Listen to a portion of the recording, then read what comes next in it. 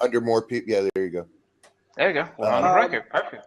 I was gonna say, and there's always people that don't like one social media over another, and the one most common complaint I hear from people who aren't open to going on to Blab is the lack of diversity in content. Now that may be symptomatic because Blab hasn't grown as much as It's it could up to the potentially, viewer.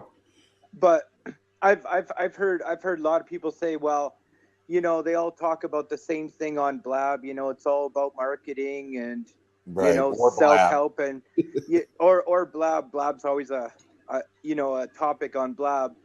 But I think there might be a point where JS. You want to mute yourself, please? where I think there might be a point where there's so many people that get into Blab, and then it really begins to take off because the diversity in content has is a lot bigger, and it will just attract a lot more people. Like when things go viral, there's always that sort of tipping point, right?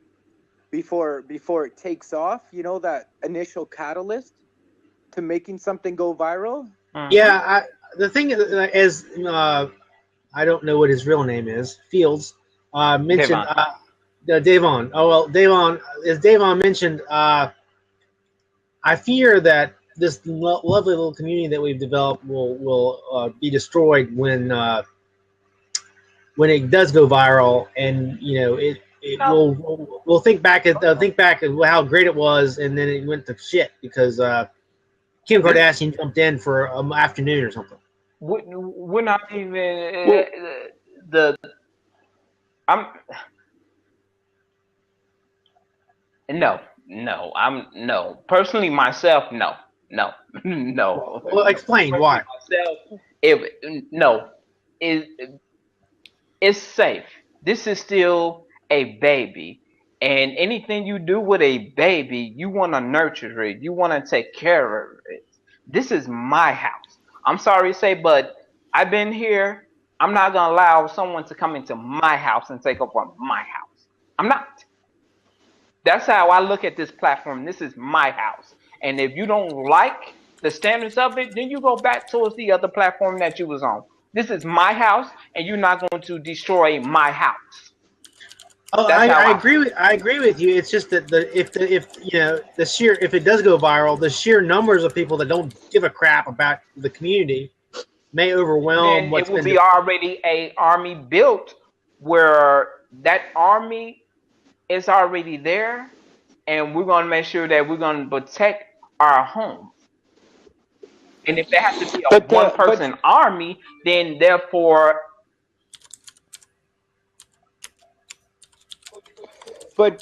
Shelton, I sort of get a feeling from you that you're basically saying that if a ton of people were all of a sudden to join Blab, that somehow the quality of Blab would drop. It And will. I don't It I don't will.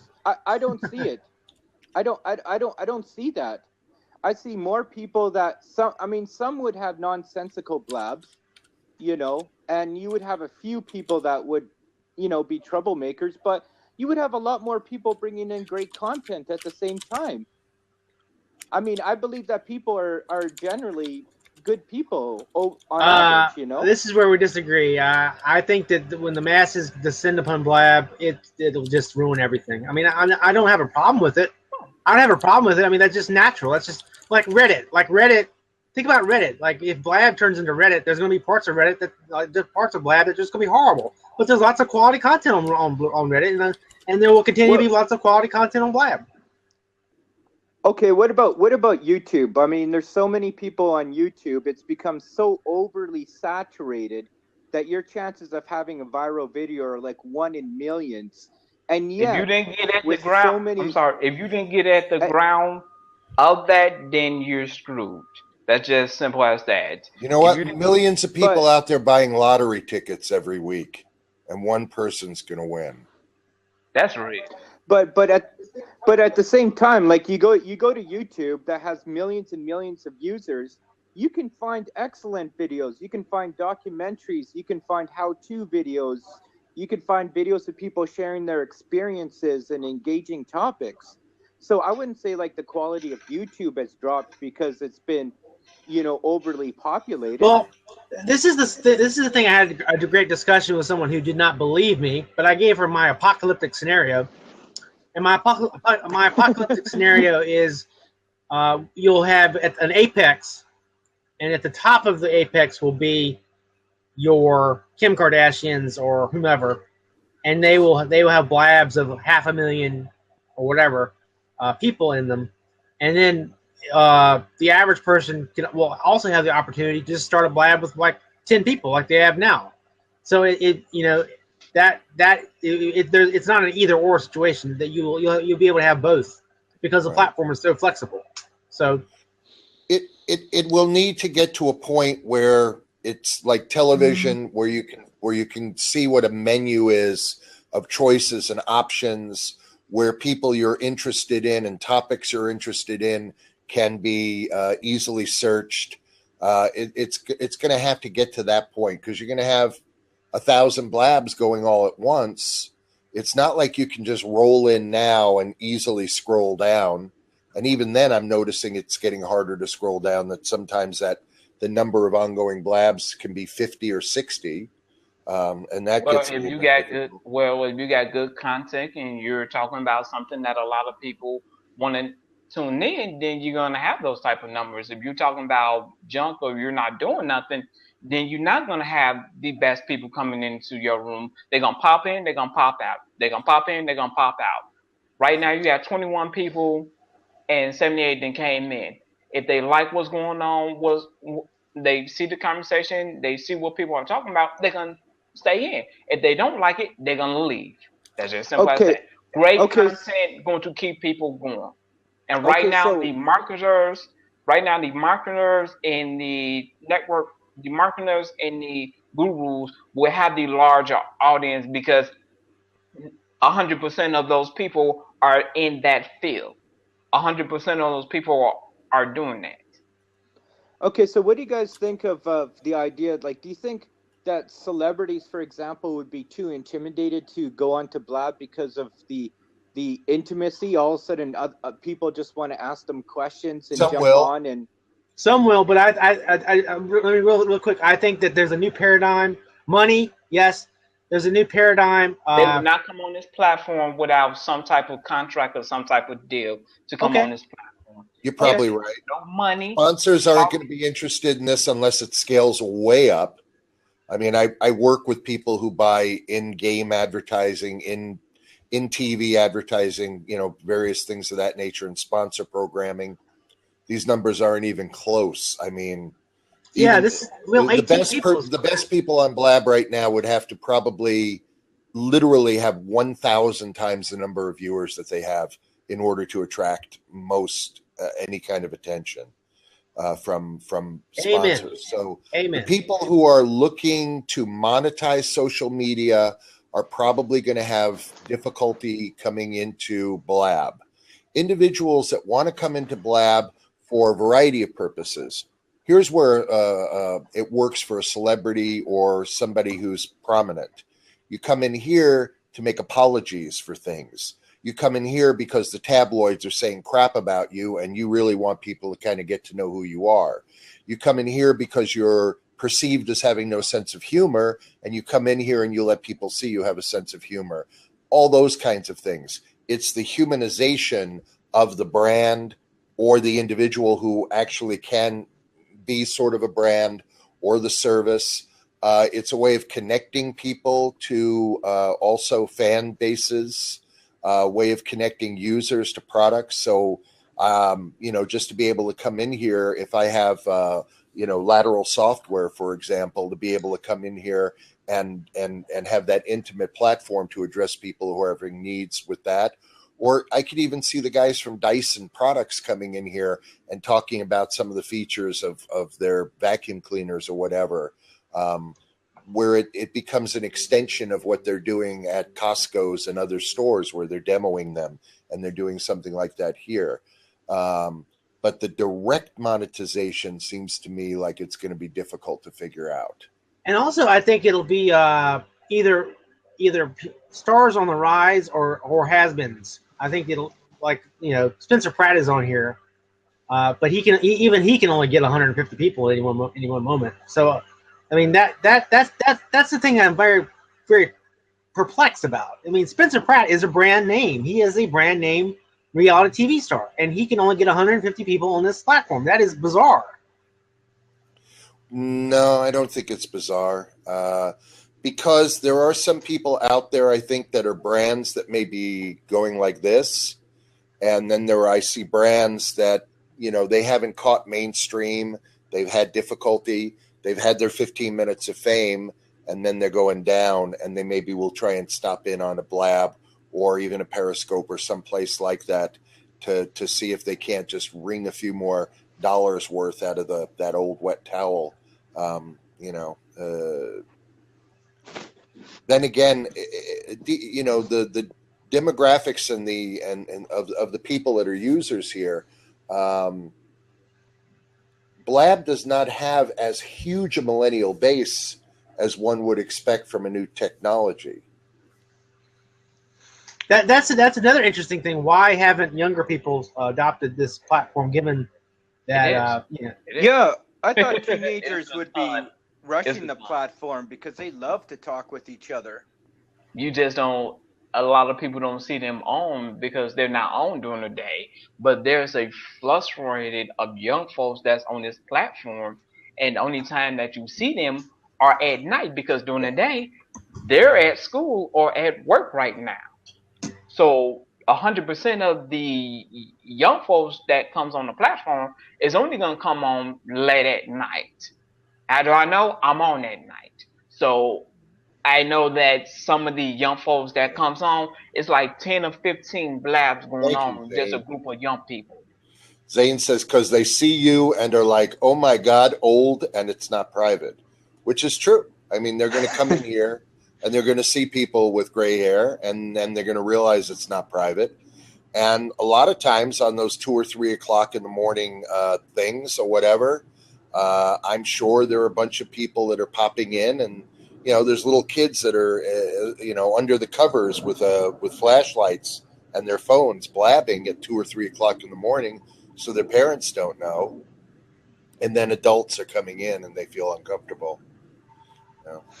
Yeah, I think the perception of Blab will change with time. Just like Facebook used to be just open to other people that were in college, right? You used to have like an academic feel to it before it really became accepting of anybody publicly, and changed the overall feel of it. So I think Blab will the feel of Blab will change with time as well. Yeah, obviously. Oh yeah. And all it takes is, certain events that can bring it over the top.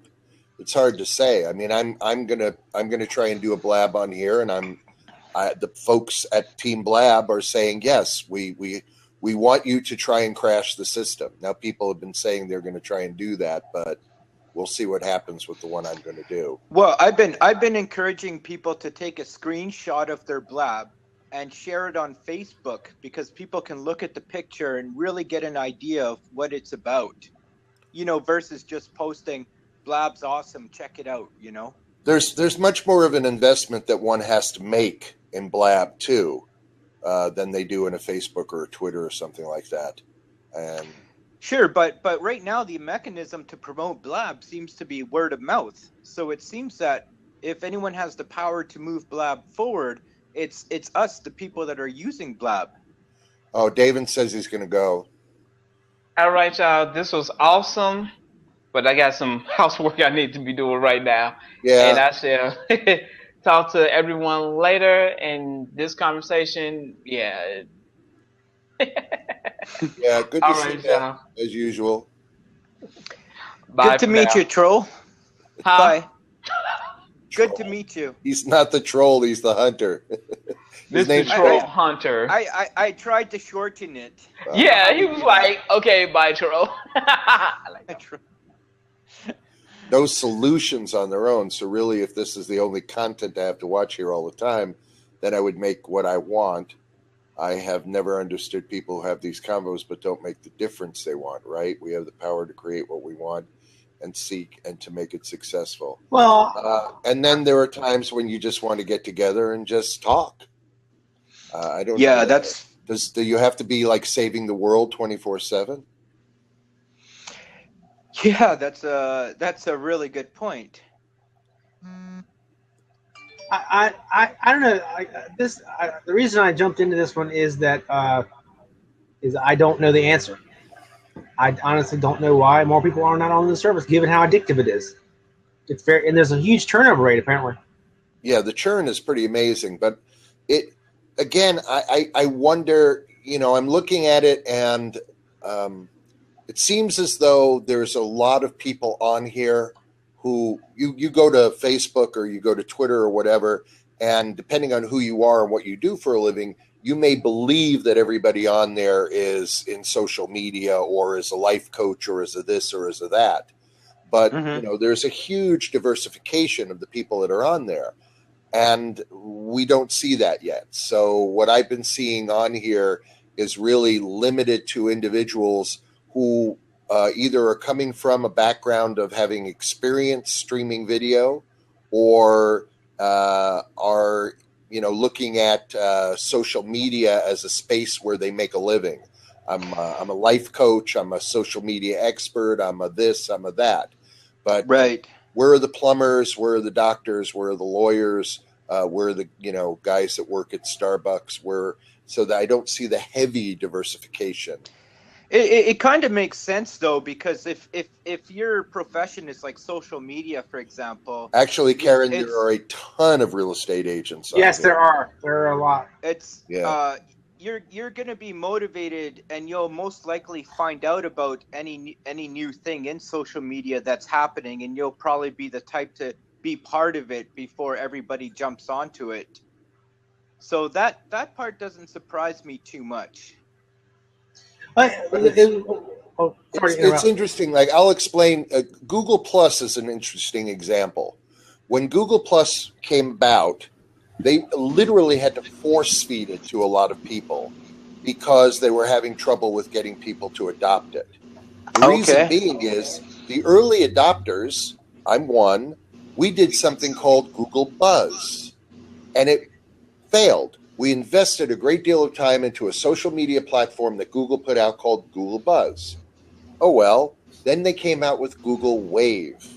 And the early adopters went in, spent a lot of time building up networks and so on and so forth, and Google Wave went goodbye. So then when they came up with Google Plus, it was fool me once, fool me twice.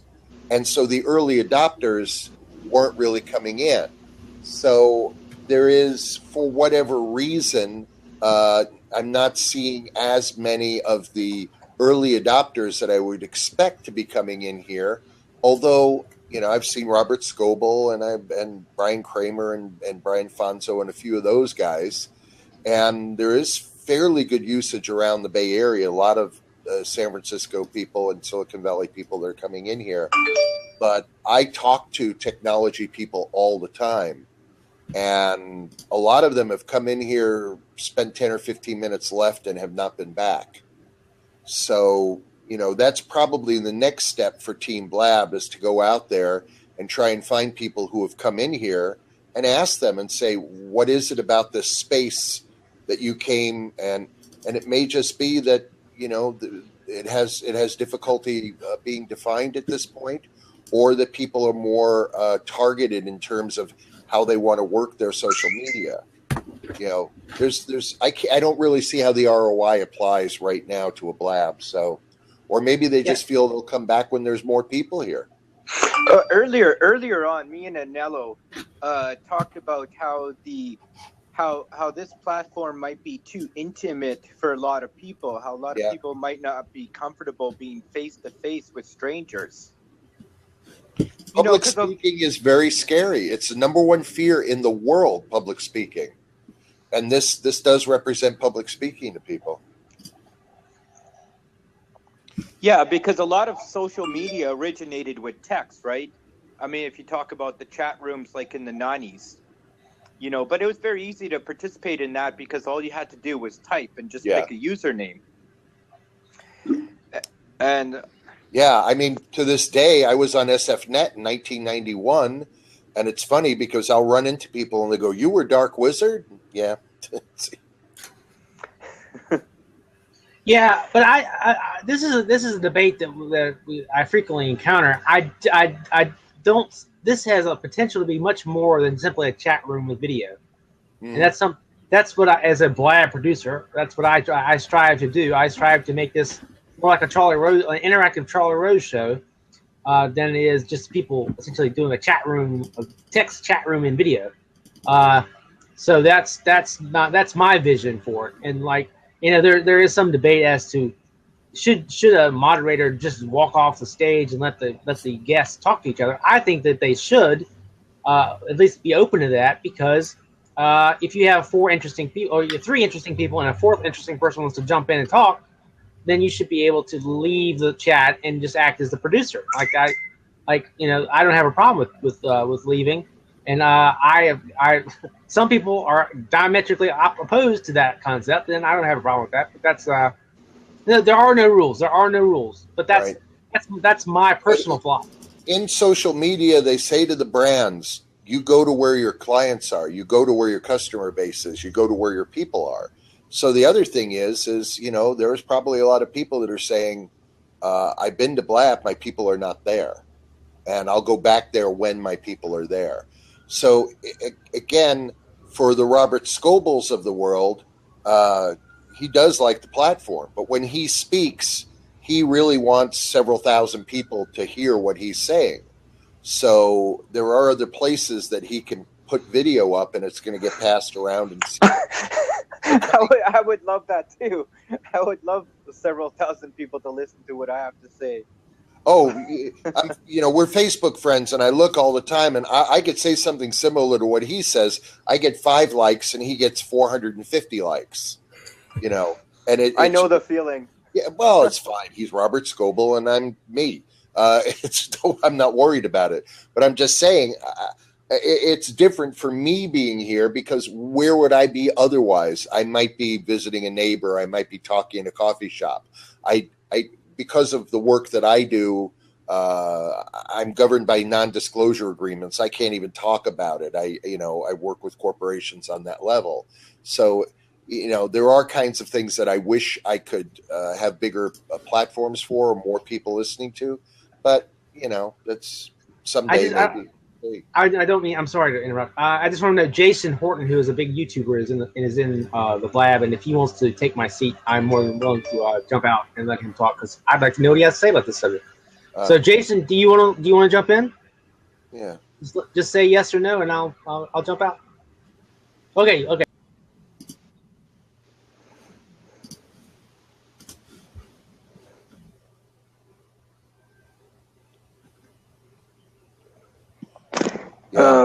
Meebe says there's already enough platforms for influencers. Blab is more personal. Why I like it.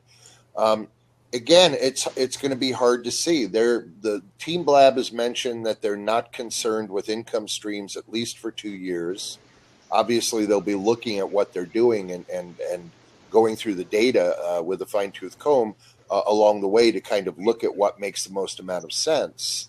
But at some point, they need to make money, and I don't know if that's going to happen from people just coming on here and having coffee clutches. So, hey, Jason, how's it going? Thanks for having me. I've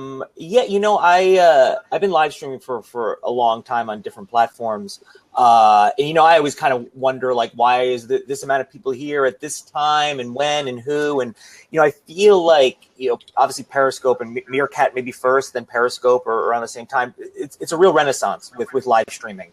At least I found I get hit up because somebody says something about influencers. That's my job as an influencer. So I get hit up by apps all the time. Stream your video here, do live streaming here, because they want your audience. But I feel like what some of the other sites have is what I notice is a ton of PR, right? And then celebrities attached. In fact, I went to a thing called VidCon, and I hung out with the Meerkat people, who are totally awesome.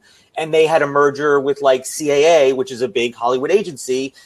with a big Hollywood agency becomes actors with a profile and something attached to them. So it attracts people in a very general sense. Like there's just a lot of I don't want to say pedestrians. That's a terrible word. But there's a lot of pedestrian people out there that might find something like Periscope as a voyeur very they don't want to go through a lot of stuff. And I feel like Blab is a little more intensive information wise and really community based. You could be a lurker in the chat and stuff like that, but really if you're on here, you're probably almost constantly engaging, where on Periscope or Meerkat, but I'm going to say Periscope, is something where you could just literally just be a voyeur and not have to have anyone see your face or hear your point of view. So I think that's part of it, in my opinion. Well, it's Periscope did have one advantageous circumstance when they had that violation of scoping the Mayweather fight, and that's how I found out about Periscope. Was I was watching the news on TV, and it was talking about this app Periscope that was in a bunch of legal trouble for this fight that went on, and I thought, what kind of app could cause this kind of trouble? So I checked it out. Great for Periscope, right? It was probably great for Periscope. It got you on. If it got you on there, that's one person. Yeah, I never heard about Periscope before then. And I suspect that's a reason why a lot of people jumped onto Periscope, because that was a pretty big deal. Yeah, I think Blab needs a scandal, I guess. As a consumer of content, and because I'm here and I hear about technology when it breaks often. I knew about Periscope when it started. I went in there shortly after it launched and saw some people I knew in there. But I thought to myself, as a consumer of content, it was not a way that I like to consume. I can say there are parallels. When I originally started buying books, digital books for my phone, I had a lot of difficulty concentrating on them for great periods of time, or reading books on the phone. I still prefer paper books. And it just has to do with, what you're comfortable with and what you've grown up with. So I think it may be we're going to see something way different, not just because technology is going to grow and change, but in 10 years from now, when people have been raised with streaming video, and they maybe are not as concerned about being on camera, or they're shy or have issues with participation. So we'll just have to see how that works. But I think a lot of the people that we're talking about just have not been raised with that, with cameras on them everywhere, and it's an adjustment. Some will adjust, some won't. Some years, some may not. Yeah, and sometimes it seems like specific people, for whatever reason, have a capacity to grow a certain product, more or less speaking. For example, there was this big trial on TV, right, where this little girl was killed by her mother, and I created this Facebook page, in memory of this little girl, where people could talk about this court trial and that. And it grew a little bit, and then this other woman, created the same kind of page, and it just blew up. And they were both based on the same idea, almost the same title, but hers just exploded. Even though mine was the first. So sometimes the best idea, even if it's the first idea, hi Frankie, doesn't blow up. You know what I'm saying? Oh, I mean, people have great ideas, great videos, and then people successfully make that take it on, especially Facebook. They grab YouTube videos or grab things off of Reddit or something like that, and it totally blows up because for some reason their audience resonates with it quicker and faster, and it just spreads quicker. And even though you're the first, you get kind of buried because people, you know what I mean? It's just in front of everyone's face. As a consumer, I say, I'm an influencer, right? So that's my business. And my goal is for me to discover other people and learn from other people, but to get discovery, full transparency. So for me, it's like I'm on all the social sites. However, Blab is the one I'm on the most. Even though there's maybe theoretically numbers-wise, sometimes less, I feel like I get the best discovery because I think I can individualize, and there's a lot of other people involved. And then, like, you click through, and it's like, okay, well, click on your bio. Okay, your bio seems interesting. Let me go to your Twitter. Okay, I'm on your Twitter. Oh, now I'm on your website. And without having to say, look at my thing, watch my stuff, look at me, hello, me. You don't have to do that here as much because we're so curious because everyone's sharing so much great information. And for me, that's why I'm on here the most, because I'm honestly getting the most out of it. And, I'm going to go where my time is best served. Can I ask? And Twitter, I was just going to say Twitter, I mean, Blab is great for Twitter exposure because if the other three of you, for example, tweet this out, my name carries in that in part of the title. And so that's like 4 times the exposure for me talking about this subject, including if anyone else in the comments tweets this out. So Blab is really great for Twitter exposure, I think. Plus, there's replays, and if it shows up on somebody's YouTube, there's just ways that this could live on, and your name could carry across, even when the X out of this Blab. Your message or what you have to say, what value you brought can carry on forever, I guess, theoretically. Well, here's a question I have for you two guys, and maybe for the chat room too. I wonder how many people log on to Blab, go through, and are looking for specific people that they've met on here just to say hi, good morning, or good afternoon, or good evening, or just to have that, like. It's like at work when you would purposely go by somebody's cubicle to say good morning or hello to them. Yeah, see, so there's quite a few people that are like that. Now, if you're like that on Blab, yeah, okay. See, Michael's saying we seem to share the same interests. So maybe you're not specifically looking for a person, but you're coming into Blab and going, oh, okay, yeah, I know that person, and then you feel that familiarity or that comfortability. I do that because when you socialize with other people, you're going to be much more prone to socialize with people that you feel comfortable with, that you have a familiarity with. So if there's a topic and it's a topic I'm unsure about, that has people I've never met before, I might be too intimidated to participate in that topic. Oh.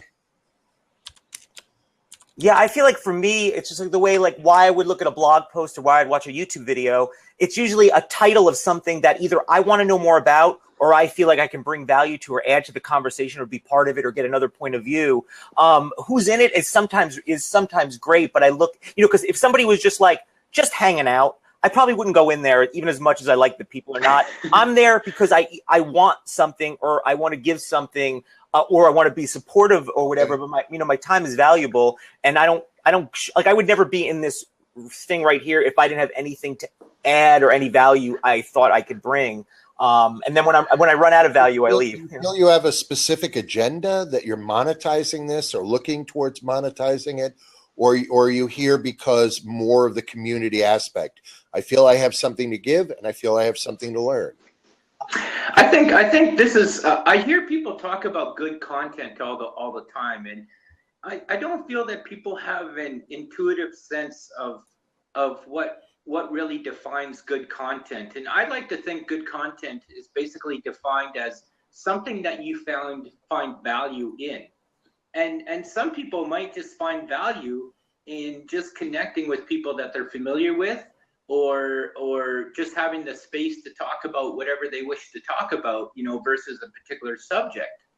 Good content for me, being able to have a conversation with somebody in India and learn about what's going on in Mumbai and understanding from a person's perspective there about what they're doing business-wise and how they look, or talking to somebody who's in New Zealand and asking them what their opinions are regarding our presidential election and people like Donald Trump and things like that. It's just amazing from that standpoint, or learning things about people and cultures and food and all kinds of people that I used to say when I was younger, I was poor and books were books were my gateway to the world, and Blab now is a pretty cool gateway to the world. I see. Like, I think content has a lot to do. What we define as good content has a lot to do with our interests too, because I see people on social media that they love talking about tabloids and they write blogs about celebrities and stuff like that. And to me personally, that's not good content. That's just like I'd rather not waste my time learning about celebrities, for example, right? So I think our definitions of good content is different from person to person. I think it's highly subjective at times. I want to just we talked about monetizing, sort of like how, or my purposes here, or like how, people talk about like how do we. I think the question is always like, how do we monetize blank, and then also like, is this going to replace blank? Because I do YouTube, and they're like, is this going to replace YouTube? And I'm like, no, I want it like. I want a bunch of really good things to work together. You know what I mean? I believe in that collaboration.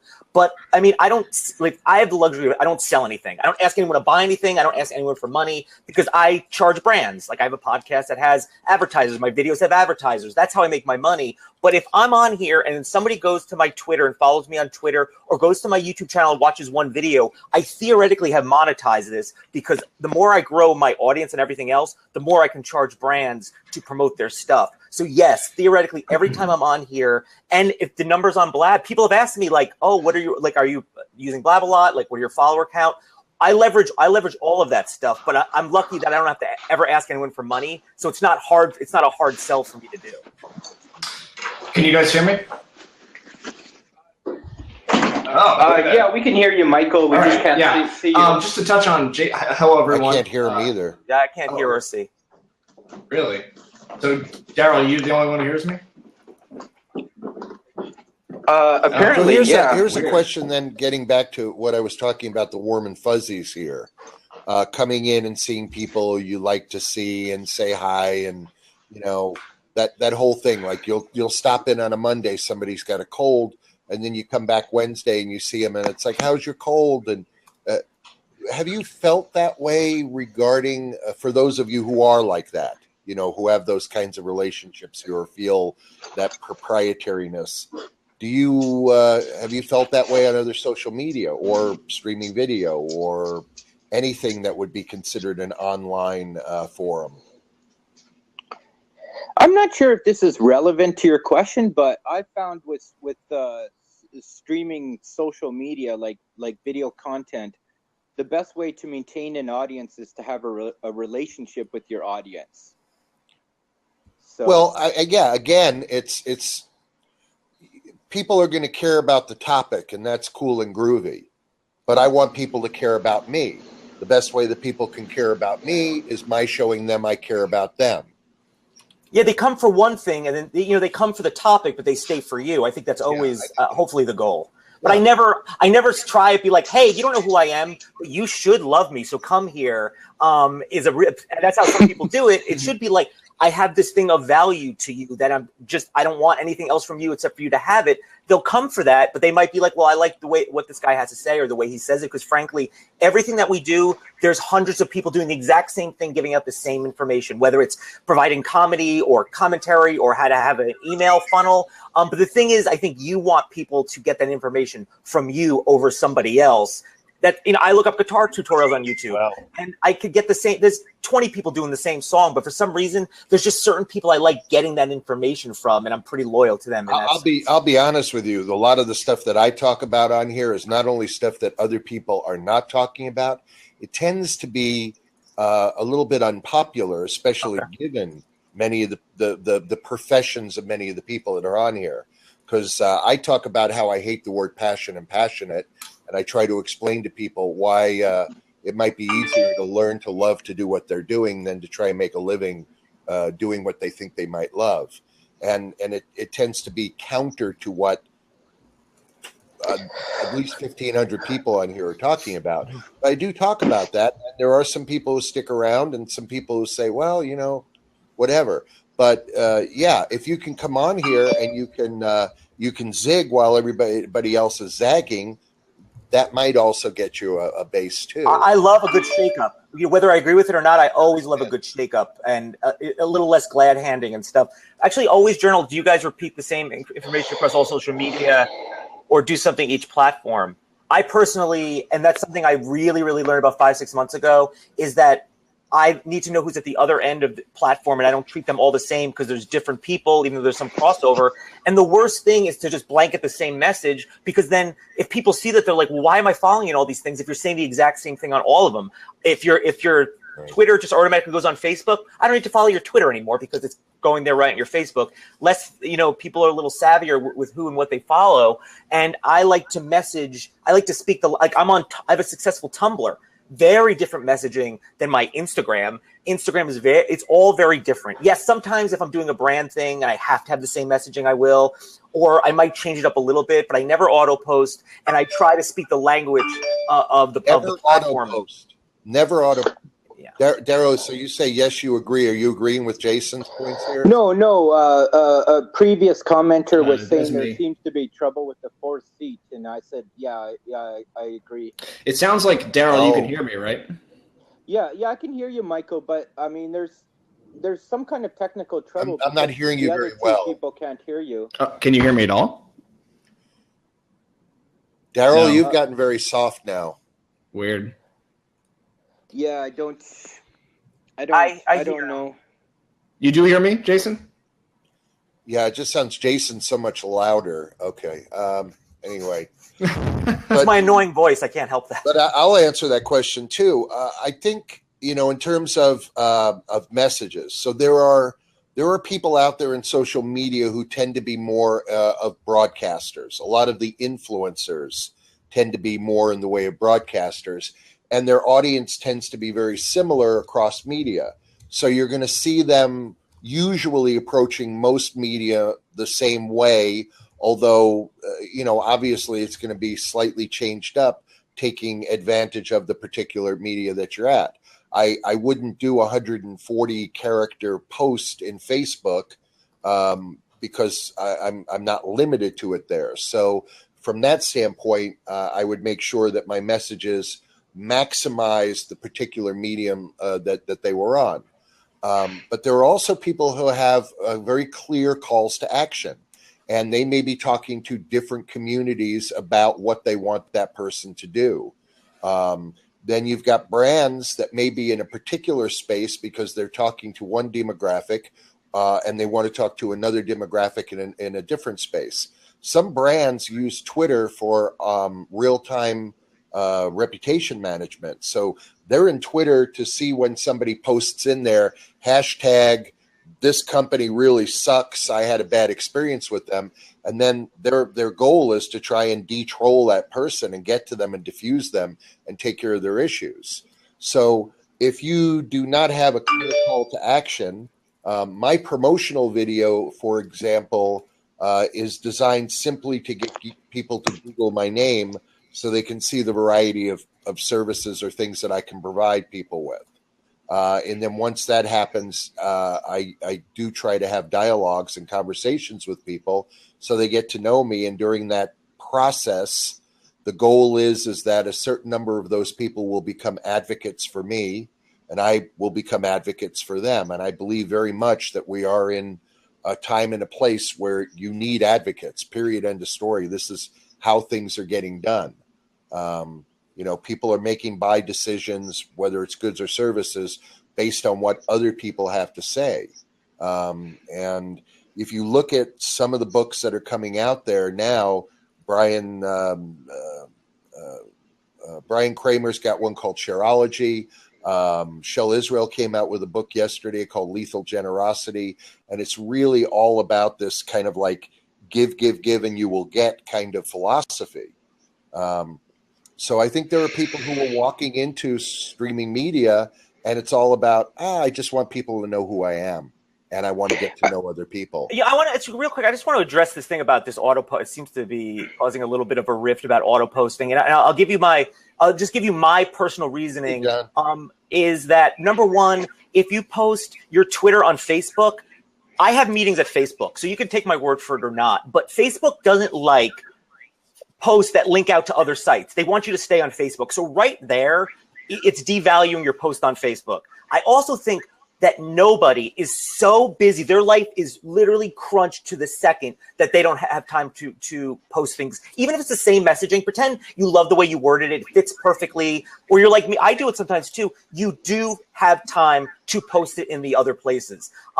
Yeah, Twitter, you're right. But I'm talking about things that go from Twitter to Facebook, and then you're auto posting everywhere. Plus, it looks like the way it looks like, oh, this is just repurposed from Twitter. It's not fresh content. And you're right. Some people might have not seen your Twitter that did see your Facebook, but you don't want it to look like, oh, this is like kind of just like you're just kind of taking what you did and you're just throwing it here. For us, like, it just doesn't work as well psychologically, and Facebook doesn't like it. I do think there's a point where social media becomes too impersonal that people don't want to bother with it. For example, if you go on Facebook and you post happy birthday to somebody, right? Versus if you were to create a video of yourself saying happy birthday and then post that would have a greater influence on them because you went through the personal effort of, wishing them a happy birthday. So I think we do get a lot of social media that is just too impersonal. But I wonder too about the marketing side of social media and whether it's overly saturated, because we're bombarded with marketing all the time, not just on social media, not just on the internet, but everywhere we look.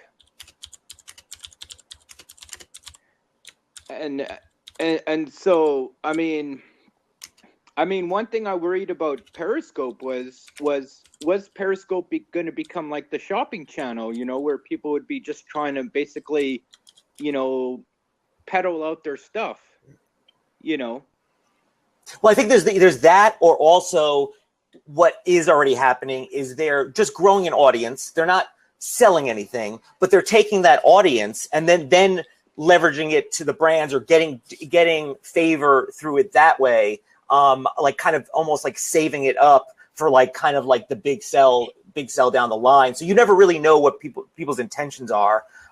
Because it's going to be, if every time I got on your Periscope and you were always selling me something, I would not watch your scopes. You know what I mean? Right. But exactly. if you if it's a lot of whatever that right jab hook, whatever that Gary Vaynerchuk like book is or whatever, if it's a very long amount before you give them to get that right hook, probably the best way to play it. But there's always people are always thinking like, what am I going to do with this?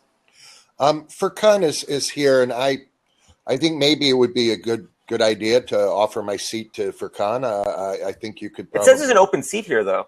I can get out too. People have been having trouble sitting. I don't know. I can. I was the last one. I'll leave. I've been here longer than anybody else. So here. So I've been enjoying this a great deal, and this is one of those things where we could talk about forever and a day. It's just.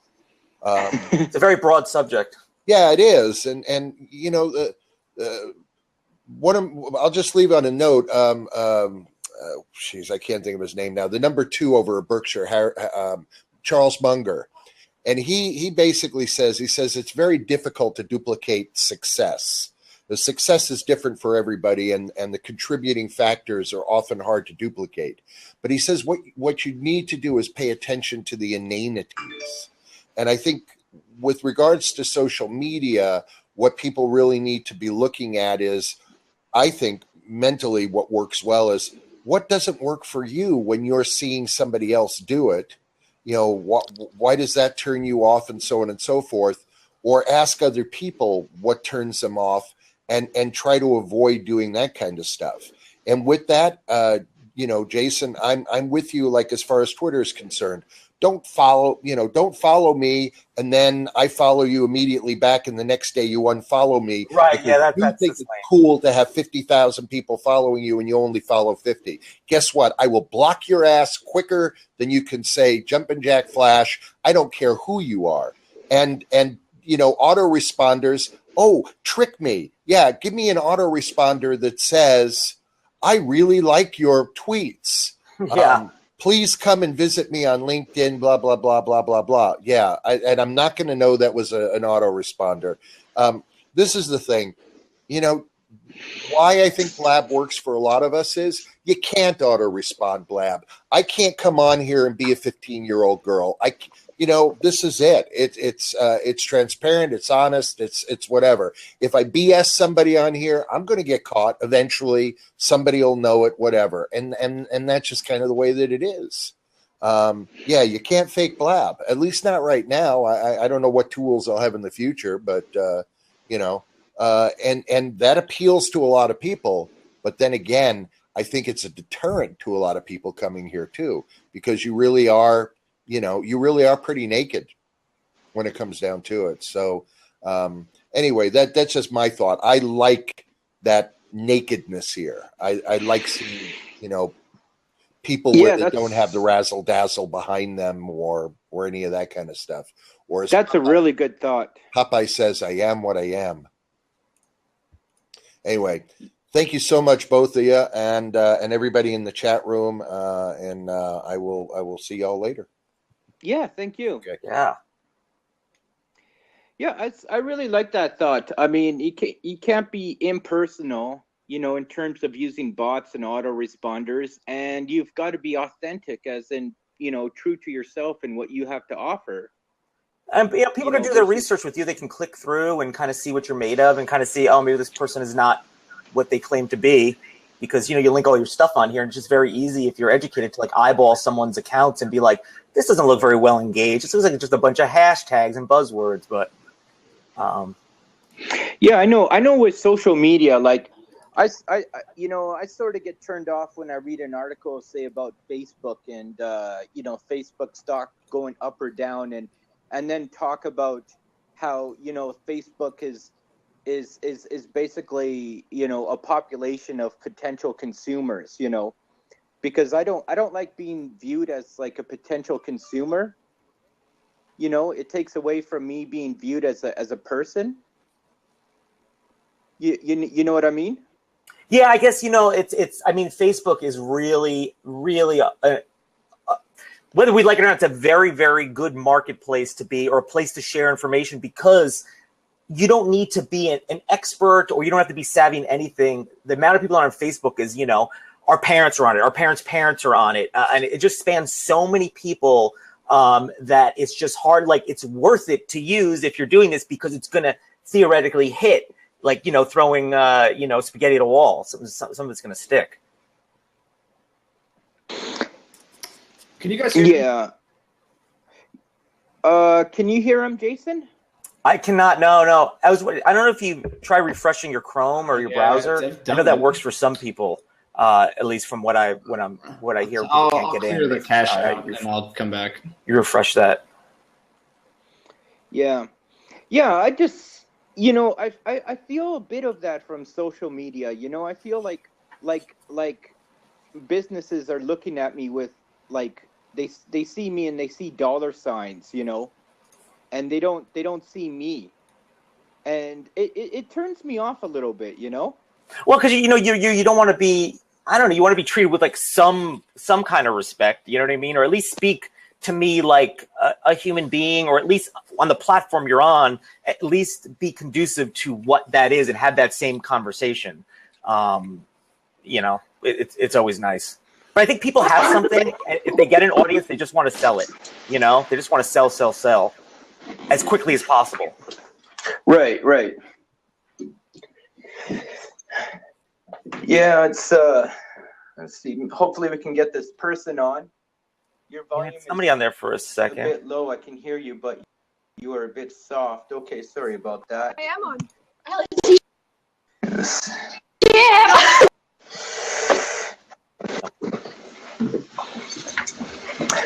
Okay, we're having connection problems with people here. Yeah. Well, no, I guess if you're like a kid in high school, you're doing well.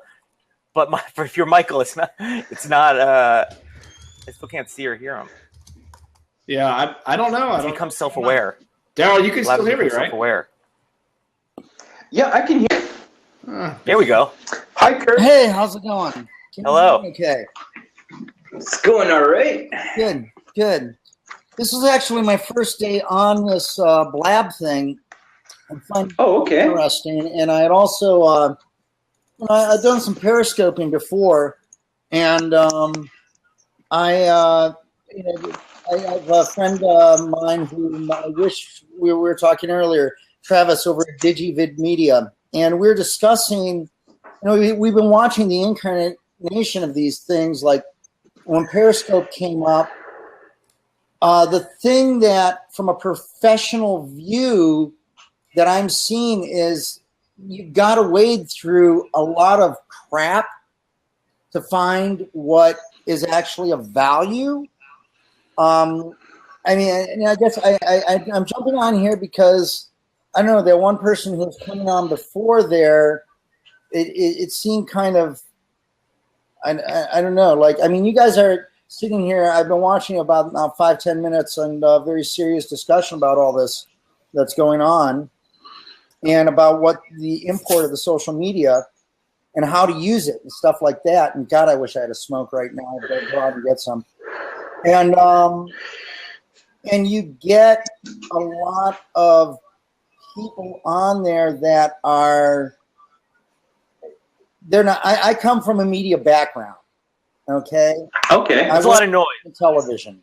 Is it like a lot of noise and not a lot of? Yeah, exactly. A lot of noise and not a lot of valuable content, and you've got to wade through that and stuff. And when Periscope first came up, I am surprised it has not happened yet.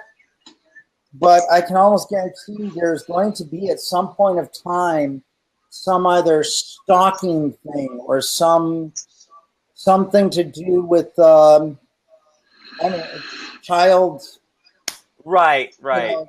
Well, there was an incident where a guy had scoped his potential crime. He was going to gun down another man. There you go. And a bunch of people on Periscope started encouraging him, which is really horrible to think that that's in people's basic human nature. Yeah. But I mean, the police eventually found out about it, but nobody had called the police on it, which is kind of disturbing. Yeah. But I mean, as you can see, my 6-year-old daughter is sitting here next to me and everything, and I have gotten on Periscope where I've seen 12-year-old and 7-year-old kids playing around with obviously their parents' phone or something like this, and I can see that it's got to be there's going to be a dangerous. Something's going to happen. I can almost guarantee it, that it's going to cause, I think, become a cause for regulation. Okay. That's something that is huge right now. And I hate to see that happen. I think it, in any, it's called social media and there's a social responsibility to it. And I'm surprised it hasn't happened yet on Periscope. That we know of, I guess, right? That we know of. Yeah. Yeah, that's right. I mean, there could be stalking incidents that go unreported. Yeah. And then something else too is that I was also noticing, strangely enough, that there's certain areas of the world that Periscope seems to be huge in. Like, strangely enough, I used to live in Istanbul, Turkey, and there is a huge amount of Turkish people on Periscope. Yes. And I almost wonder why that is. I've noticed the 3 biggest country demographics on Periscope is the US, the UK, and Turkey. Yeah. Well, I wonder, guys, I'm going to step out and have some lunch. Thanks for having me on. Oh, no problem, Jason. Great comments, by the way. Anytime. I'll see you guys. Yeah. For sure. Thanks for joining. And I wonder why, I don't see a lot of Russians on Periscope. I wonder if it has to do with policies concerning social media, like government policies or accessibility to technology, or, I mean, it's kind of confusing in a way. It's like, well, I'll tell you one thing I know about the, like I said, I used to live in Istanbul, Turkey, and there was a huge amount. When I was living there in the mid-90s, 60% of their population was under the age of like 12 or something. I think it was. I forget the exact. It was low. All of these people have grown up, and there was. I mean, we were talking huge numbers of kids. You know, when I was living there in Istanbul, Turkey, the official status, I believe, said that there was supposedly like 6 to 8 million people in Istanbul, when the actual fact of the matter was that there was more like 12 to 13. And that Turkey actually was was going to be one of the largest Middle Eastern populations coming up, and which is what's happened. There's a tremendous amount of Turkish people in the world right now. You know, that's all I can say. And it's very strange that I agree with you. The demographics, and I get a lot of people that just will pop on. You know, like if I do a G Plus or something, a Google Hangout. You know, which something else too. Travis and I were discussing. I find that the actual video in this and audio much better than Google Hangouts. Yeah, I've heard a lot of people complain about technical difficulties on Google Hangouts. Yeah. You know, so I mean, absolutely, without a doubt, part of the popularity of a social media platform is somewhat proportional to the interface. Is it user friendly, and how technically founded is it? You know, is it prone to problems, or is it stable? Because you know, some people have a lot of technical trouble trying to get onto Blab, and that would discourage them to some extent. Yeah, and there's but it seemed to solve itself. This is great. This is terrific. Look at this. Somebody else. Oh, there you are. What? Hi, Audrey. Hey, Eric. Yep, Eric, we didn't hear. Yeah, we're having trouble hearing Eric right now, but I'm glad he's in here. I've been getting to know Eric. Ah. So I hope he can hear me. He seems to be frozen. Yeah, he's frozen on my screen. Yeah. That, or he's really good at not moving around. I don't know.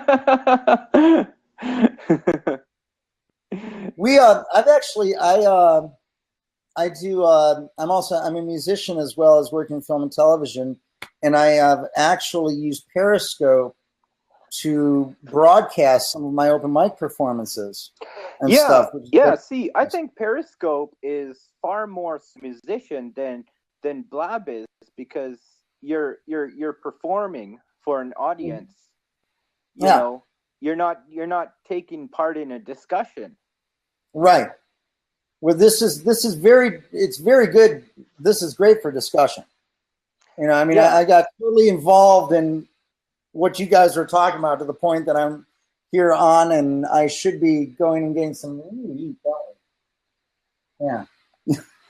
But what I really like about Blab is it's got that duality. It's got the PC users engaged, and it's got the mobile users engaged. And right. When Periscope first came out, it only had the mobile users engaged. Right. And I saw that as a limitation. Right. Yeah. Hi, Eric. Hi. I wanted to hear what you were just saying, Darryl. What do you think are some of the? I don't know if is there really should this be about quantity or quality, or both? I think it should be about what people find value in. Different people find value in different things. So is it the question of why isn't it attracting more people, or is it going through a little bit of a growing pain, maybe for a good reason? I think there's a lot of ways to consider this. It's more is not necessarily better. When did it come out? Yeah, I agree. I agree. Couple I mean, months. for example, you could be a broadcaster and have a large audience, or you could have a small audience but a very relevant audience that you've built a relationship with. Yeah. And that really grabs your gets your content. Well, I find that I've always said about the I've always considered G Plus Hangouts. Well, G Plus, I consider it the NPR of the social media. What does that mean? I find that the intellectual level of what is discussed, of what is out there, I would say is a lot greater and higher than Facebook. At G Plus? Yeah. That's not saying that G Plus. Wait a second, Darryl. It's not saying G Plus is NPR. It's saying that Facebook sucks. Is really what it comes down to. Because G Plus, I've been on G Plus since its beginning, and I personally, I think it's what G Plus is a place for people to have a streaming interaction, but it's not a very fluid streaming interaction. It's everybody, and it's very chaotic. And within that is a tremendous amount of frustration within the Hangouts because there's no flow. There's no coordination. There's no actual conversation that challenges people to up their game or to challenge themselves. This is much less anonymous than even G+. You see your face. When people say things, they're on video and they're interacting. You see my expression. You hear these, if I'm being sarcastic or funny. We're challenging ourselves, and we're seeing ourselves talk. So we're also seeing what we're presenting. Yeah. It's more transparent, and it allows for us to get feedback. People aren't here venting what's bad in their lives and projecting it onto people. People here are actually helping each other more. People here are trying to elevate the value of this platform for the simple reason. Are you saying this platform in G Plus versus Facebook, or no, this platform independent of other platforms, and G Plus independent of other platforms? Right. Now, I noticed like before you said, well, Facebook sucks, but I didn't say that. I didn't say that. Okay, what? He said Kurt Cat was saying that G Plus is like NPR compared to Facebook. I called it the NPR of the social media because I found that Well, how about just telling us? How about just saying what G Plus is instead of the analogy, because it's adding a level of obscurity. It's harder to understand what you mean as opposed to if you just describe it itself. I guess I made the assumption that you kind of knew what it was. I'm lost here on. I may not see NPR the way you do, so that's what I'm saying. Let's not assume that what we're Well, I would throw out the idea that different social media platforms almost have different personalities in terms of what. I think that was a little bit closer to what I'm getting at there. Yeah. I would say, okay, let me rephrase it this way, Eric. I would say that more than likely the person whom is on G Plus probably would be the most likely candidate to listen to NPR versus. Oh God, not by my experience, and not even close by my experience. And probably drive a Prius. I don't know. I think your experience is just different from mine.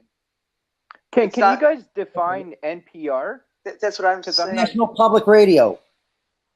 He's saying that News they're public more radio. intellectual, I think, than what he's experienced on Facebook. I have found, okay, first of all, okay, and you also got to look at the numbers. I mean, the numbers on Facebook are much greater. So actually, yeah, you know, you're going to have more dirt out there. But yes, I've just found that the intelligence level of the comments that I found on G Plus versus the intelligence level on Facebook, I think is of a higher standard, both intellectually and socially consciously. I don't agree with you. My experience is way different. I think it's great that you're finding people that you feel that way about. I don't on G Plus. It depends, I guess, on what our focus is. I do a lot of what communities do you belong to on G Plus? Well, I do a lot of debating between atheists, the great debate, the religion debate. And I'm finding that, there's a lot of, I don't find a lot of people very accountable to their position. I don't find people that challenge themselves. I find that people are where do you venting, do your thing? I find people are venting their aggravation with opposition as opposed to challenging themselves. Here, I think they're much more willing to challenge them. We are much more willing to challenge ourselves. Okay, you're talking about on Blab here, right? Correct. Just the very simple physical layout of this, I totally agree with you. And that's a uniqueness within social media. I mean, this is like Hollywood Squares in a way too, and I mean, the physical layout of it is beautiful. Okay, this is my first day on this ever. All right, and but I got to ask you, Eric, where do you do? It doesn't matter where. I'm experiencing something different from you. I'm now more right or wrong than you. I'm telling you what I experience. Right, and what I'm questioning is, I'm just asking you, do you find yourself debating on Facebook more than you do? I no longer use Facebook at all. Oh, okay. Then it's an irrelative question, I guess. Yeah, that's what I'm trying. Sort of. Yeah, right. I would much rather be here because there's people here. Facebook serves a valuable demographic. It serves a valuable purpose for some demographics. I don't identify with that demographic anymore. I really never did. It's not good or bad or anything. It's not for me. Yeah. So I'm finding G Plus was a little bit more applicable for me than Facebook, and because it was more interactive, as far as there was a streaming component, and it was more content, subject matter driven than Facebook, and this I think is a graduation from that for me. Yeah, I think that I have to agree with that, but then that also sort of backs up or warrants my point of what I was saying about what I felt about G Plus versus Facebook. And I could have put it the same way as you did. Facebook is crap, okay? But I never said it's crap though. That's the thing. I just said it's not for me. Okay. I would rather be. Yeah, I'm not saying there's. I don't know. I'm not going to argue with you on this one, Eric. But I kind of thought that when I made the statement about it, my original statement and your statement was, it's not that G Plus is better; it's that Facebook is crap. You know what? You're correct. Thank you for correcting me. No worries. I appreciate that. I think that this is beautiful. This has been like a great experience for me.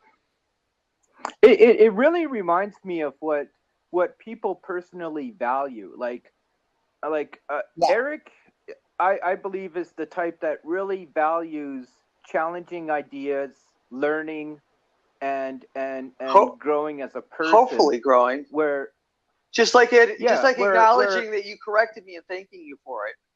I'm not gonna dig my heels in and say, well, I meant blah. No, it's this is what can happen. We can grow, we can learn, make a mistake, be human, and move past it. My experience in Google Plus has been very confrontational, almost oppressive, in that people, it's very self-defeating because there's so many people that just, it's not personal, so there's no accountability. So could it be that different social media platforms put different expectations and demands on us? Or offer different opportunities for us. Yeah. Promote different Yeah, because I've never been on Google Hangouts, but I get the impression from talking to others that there's a lot more people involved in the video conferencing of it. I think it's 10 at a time. Yeah, so I'm thinking if maybe that's... It's chaotic. It's really chaotic. Yeah, that would seem it would introduce some chaos, because I don't think I could follow a conversation with more than 4 people at one time, to be honest with you. Like, well, the thing is also, okay, now, like, I guess who started this one? You started, Darryl? This Blab. Yeah, I started this Blab, yeah. And so how much, and Travis and I, this friend of mine over at Digivid Media, we were talking how much, we were looking at the amount of control you do or don't have on this versus the Hangouts. I think there's a much more, Hangouts has a whole bunch of stuff on it that is extra that works great for business. You can screen share, you can do drawings, you can, besides the little party hats you can put on yourself and everything, I work in film and television, and I have an editor in Detroit. The 3 of us, we'll sit there and we'll talk together on this. And we were, one of the reasons I was on here today was I was looking to see whether or not this would be a better platform to use. I have to say that the connection, I was talking about this earlier, Darryl, I don't know if you had heard of it, that I find that this connection on this is absolutely brilliant. It's great. I am having no problem. You guys have never dropped out of sync. We've never done the old, Chinese movie thing. And it's improving too. We talk over each other just like we're in the same room. Yeah. You don't I've been brought, and I'm on mobile right now. So but wait a second. The next time you come into my living room, I expect you to bring some food and treats, please. Oh, right. Okay. Yeah, I will. I did take off my shoes before I entered. Well, wait a minute. You came into my house. But you took off your pants too, and I don't appreciate that. No. Frankly. Well, I'll tell you what. I've done a lot of production design, Eric, and you should put a little something up behind you for a little more savoir color, warmth. There, I'm a minimalist. But does Google Hangouts have a mobile application to it, or can you only do it from a PC? No. It has a mobile app. It's Google. Yeah. Yeah. It burns the hell out of your phone, man. It doesn't. I don't. This is so much better, you guys, and this is just getting going. And you know what? For business, it's different.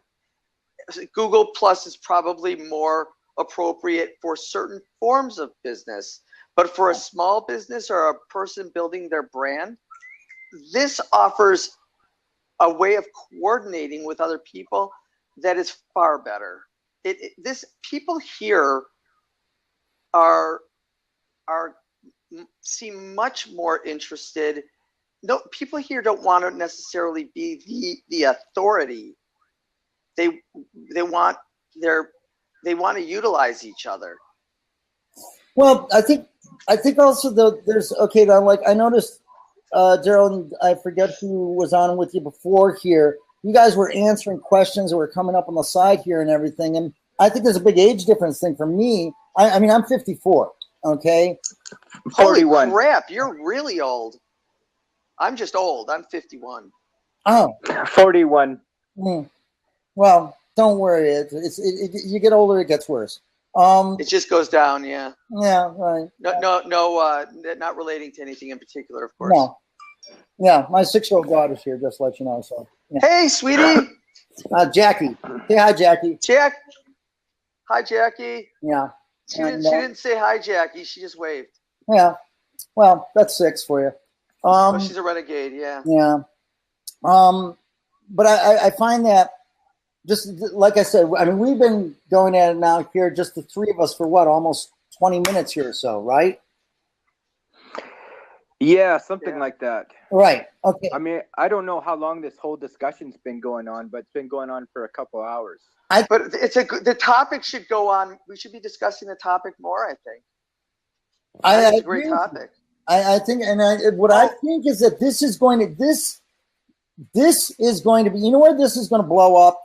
This is going to blow up in the next year over the political platforms with the whole we'll see. I don't know. Maybe. I think it's much more conducive than I feel that it is conducive to anybody selling something. Okay, so do you see politicians possibly using this as a platform to take on questions and that? Yes. It's already being done at a grassroots level, though, not at a national level. I mean, okay. I was mentioning, this friend of mine and I, we just got the Wedge. I don't know if you're aware of it. It was either that or the Black Magic. We're hooking up GoPros to use with a 4-camera setup, like a live broadcast setup, and we're doing that through both the YouTube platform, Hangout platform, and everything. And we want to basically set up like a 4-camera setup, a live broadcast. Ability for live broadcast, much like, MTV, they just broadcast something, the Grammys, was it, or something? They did a live broadcast, internet broadcast, and they did it just like a live TV broadcast, right? Picture and everything. Versus, so in other words, I would be able to bring it into here, and on my screen, I would have the option of switching from this camera view to another camera view to another, right? Just like television broadcast. Now, Kurt, the other thing there's a couple other things that are really unique about this. The platform itself is fairly stripped down. Yeah. It's not, and because of that, and because of the number of viewers, we actually have access and are taken seriously as far as strategy and user experience. I think the people here feel heard, acknowledged much more so than if you're doing this under Google. Uh-huh. It's like the Wizard of Oz. You don't know how to get to the core. Yeah, it's about and be heard. I feel much more acknowledged here. Well, we're a bigger fish in a smaller pond. I'll tell you what. I just most recently, joined. No, actually, that's not true. I've been a. But the point of this is yeah, that I'm trying to make is that we're viewing this not just as users. Yeah. But I think we feel. I think we see that this is finally a place where the users are being are necessary for the company as far as their future choices. They have regular meetings in Blabs with users, can just come in and we discuss things with the CEO. So there's a greater transparency. Yeah. Yeah. Okay. Which is huge, I think. I think it's huge. Yeah. I think it's I mean, try making a suggestion to YouTube. That company is so big. Yeah. There's like it's Google. No it's way Google. To really contact them or ask them a question. Yeah. It's like we used to joke about back when I did eBay, joke about the fact that you can't find their telephone number, Exactly. Same thing with YouTube. Yeah. Yeah. Yeah. No, you can send them a tweet and they acknowledge it here. Yeah. You can ask them to come in. They're regularly participating. That's good. You can ask for help within a Blab. They show up. It may not always be like that, It won't always be like that, but it'll probably have hopefully there's a contingency in place so that when there's a situation, somebody will show up. Yeah. That might be one of the components that makes this unique. I think there's a greater sense of accountability and responsibility, even that the future of Blab is what we make it. It's not being dropped into our laps. It's being kind of customized to a degree anyways, based on what they're getting from us. Well, I think what you're implying is that the users are shaping Blab because the Blab team cares about the users. They care about success, and if they listen to the users, they're likely to get be producing something that's compatible with the demographic that is using their platform. I think it has much greater potential. Oh God, it's so much. The depth of the Blabs has been amazing to me. Like I said, this is my first day on this, and it's been great. I actually have to go get my daughter some lunch and myself. I wish we could continue this on sometime here. We can. We'll just do it. Have more Blabs like this. That's also that is also how we create an identity for ourselves. Is what is interesting to us and what we can contribute. Yeah. You can tell I can be very intense, and I challenge other people and I challenge myself. And if that's how I'm recognized here, I think that's good for me. Yeah. It's a way of filling a void that interests me and stimulates me, and that was not nice because I'm starving, and allows me to share my passion. And if the people don't want to participate, there's 1,000 other Blabs that are going on, or they can start one, and they can pursue their passion, and we can figure this out and be able to find satisfaction I think in a much more fluid way. Well, listen, I will definitely look much more into this, okay, and everything. And I'm sorry, my daughter's she thought the comment was funny, obviously. So, she's very cool. Oh, she was. And I would she's lovely too. I would recommend that everybody that uses Blab take a snapshot of their Blab and share it on Twitter or Facebook so people get to see what it looks like. I'm so reticent about that. Maybe I'm just I just don't want this to become the McDonald's. I shouldn't assume anything. It does need more people. I just think, man, if the content improves, then the people that really appreciate the content will come and they'll challenge themselves. Last night there was a Blab, and it was a guy that was there literally just to insult people. Yeah, it was, and you know what? Because that's drama, and he had sounds like 50. awful. He had like 50 people in there. I've seen. Yeah, I mean, okay, Travis and I were discussing. He said that Periscope there was, I'm going to save this for another time because, like I said, I got a 6-year-old in there. But I'll tell you what. I in San Diego, I sat on a panel discussion at an independent film festival some years ago. And there was a question concerning marketing of film and everything was coming up on the internet, et cetera, et cetera. And I said, if you really want to follow where things are going, follow the porn industry. Anello Grande is here, by the way. He's a good guy. Hey, Grande. Anello. Howdy. Just thought I'd jump back in.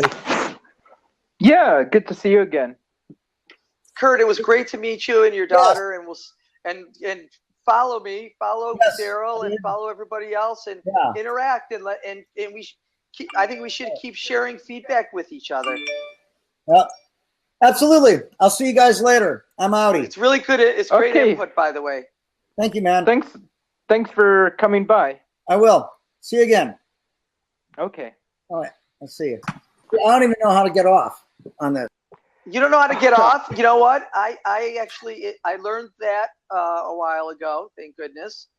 And I try to do it every day. Excellent. It was a joke. I made a joke, Darryl. It was a joke. He said, I don't know how to get off. I'm a babysitter this week, so be my last time. Oh, Michelle's here, so careful. Hi, Michelle. Can you watch on Saturday? Who's that handsome fella? Yeah. Hi. I can watch. How are you? I got someone to watch him. Yeah. How are you? How are you? Oh my God, he is a cute. He's a cute kid. Then go bye-bye. Okay, bye-bye. What a superstar. Yeah, he's going to take over and... He's going to be the face of Blab. Yeah. I want to go outside and play. Oh, I wish I could go outside and play. That sounds fun. Oh, that was awesome. Well, see, that's actually one of the great things about the live streaming platforms is little things like that can totally make your day. And it's just random off the wall. It's really nice to see that, actually. Yeah. It does make my day. How do you guys feel about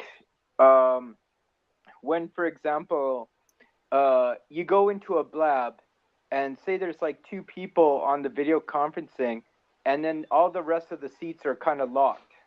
I don't have a problem with it. There's enough variety. We're not stuck. It's not like there's no. If we want to have a conversation, if people don't want others inside the video, I don't have a problem with it. But I think it's Why I can kill him? I think it's I can see that it would aggravate some people just because it's out of the ordinary. Yeah. I mean, I sort of have mixed feelings on it. You know, like to some extent, it sort of puts a bad taste in my mouth. Hold on for a second, hey guys, can you guys mute yourselves? Is that possible?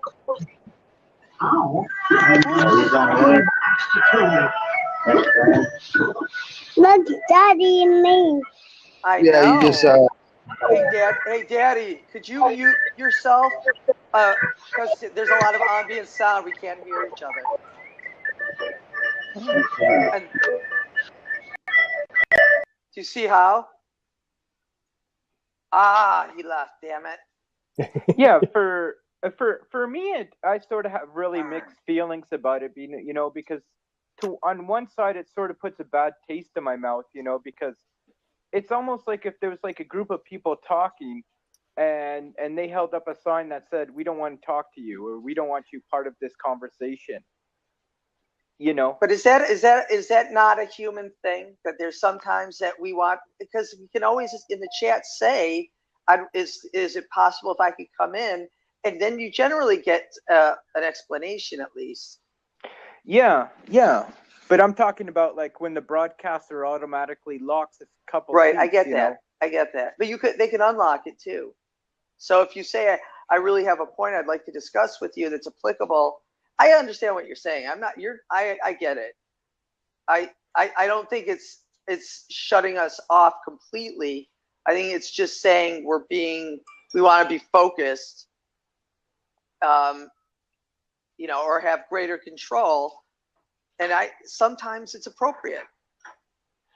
Yeah. Sometimes it would be appropriate. You know, like, you know, if you go to a conference and someone is giving a speech or something like that, you know instinctively that they're having like their moment. Well, you know, even our Blab the other night, you know, it worked out. It ended up working out well. Hold on for 1 second. I'm gonna mute so I can get her to stop barking. Oh, okay. No, well, I was going to say I don't necessarily have a problem with a locked room. Stop if what it. you're talking Move. about is Good girl. Is something that I'm interested in. You know, if it was a blab like this where it's trying to get some sort of roundtable discussion and then it's locked, then I think it's kind of like, well, what's the point? Right. But if it's a couple of people that are maybe discussing, what if somebody's interviewing somebody else? You know, and right? then, Yeah, and then they can open it up later. Right, they can start it off as being locked down, and you know the interview goes on, and then open it up later for questions and that type of stuff. So that totally makes sense. Because if they so didn't lock it case down, by case. and if they didn't lock it down, and you're trying to get in, then you'd think you were being ignored. Right. Or I would. What do you guys think of the idea if they introduced an option to have a private blab? I don't think I don't. This is not. I think it's good that they don't, to be honest. It wouldn't be a bad thing because we wouldn't know if it was a private blab anyways. We wouldn't know that it was happening. But I kind of like that that's not there. I think it makes us talk to each other, and it makes it so that it doesn't become a talking about people behind their back. I think it removes drama, to be honest. I could be 100% wrong. I think it could be 100% wrong, but just one way of looking at it. Right. Yeah, that's a really good point. I mean, I just had wondered that myself. You know, I thought. You know what? In addition, I think it makes this more self-correcting, because people are if when I do things that piss people off and they say it, I don't ignore. I'm not the person that's going to say, "Oh, shut up." I'm like, it resonates with me, and if I was in private, I wouldn't probably hear it, and it's information that we need. Some people it might not go over well, and with me sometimes it may not too. But somebody was saying Eric stirs up the pot. Oh, it always stirs up the pot, and it sounded to me like the person was aggravated, so I toned it down. It's a way of modulating ourselves and self-correcting. Right. Yeah. Yeah. Those. Yeah. Those are very good points. I agree with that. You know what? If you say enough, you can always eventually you say something that makes sense. With me, it happens every once in a while. Yeah. Don't laugh at me, Anello. It's not a good. Oh no, I'm laughing with you because I'm the same way. Sometimes I'll just get going on something, and then I don't even know what I'm saying, and then eventually someone says, "Well, that makes sense," and I don't even know what I went off about. So you're like, "What? What? Oh yeah, it made sense. It did, didn't it?" Even though it's not a coherent thought in my head, somehow somebody else got it. So yeah. Well, guys, I've been running this blab for about. I'm sorry, you're not excused. So we'll let you know when it's okay to go. All right. So what else are you gonna? Come on, more. Come on. What? Well, just one real quick thing. The Ascended one just said paid private blab could be a thing. I don't know what you guys think about that, but to me, it's kind of no. Why do you not bring porn into this? Right? Yeah. Yeah, that would be. That's the other thing, probably about private blabs. That's actually probably